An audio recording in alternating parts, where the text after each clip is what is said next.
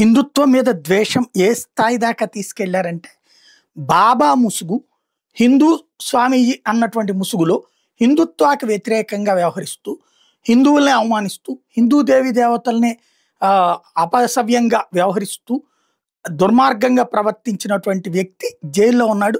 Godman అంటూ తనకి తాను దేవుణ్ణని చెప్పుకున్నటువంటి రాంపాల్. అయితే జైల్లో ఉన్నా కూడా, అంటే తనకి తాను దేవుణ్ణని చెప్పుకున్నటువంటి ఈ రాంపాల్ జైల్లో ఉండి కూడా పుస్తకాలు రాస్తున్నాడు. జైల్లో ఉండి కూడా హిందుత్వ వ్యతిరేక కార్యకలాపాలు నిర్వహిస్తున్నాడు. ఉత్తరప్రదేశ్లో యోగి ఆదిత్యనాథ్ సర్కార్ ఉండగానే ఈ పనులు అక్కడ జైల్లో ఇతనికి ప్రోత్సహిస్తా జరుగుతున్నాయి. ఈ విషయం మీదన కోర్టులో, హైకోర్టులో ఇప్పుడు ప్రజా ప్రయోజన వ్యాజ్యం పడిగేటప్పటికీ అలహాబాద్ హైకోర్టు యోగి ప్రభుత్వాన్ని అడిగింది, ఏంటి ఈ స్వయం ప్రకటిత దేవుడు రాంపాల్ రచనలు ఎలా వెళ్తున్నాయి, ఇప్పటికి కూడా దీనికి సమాధానం చెప్పండి అంటూ.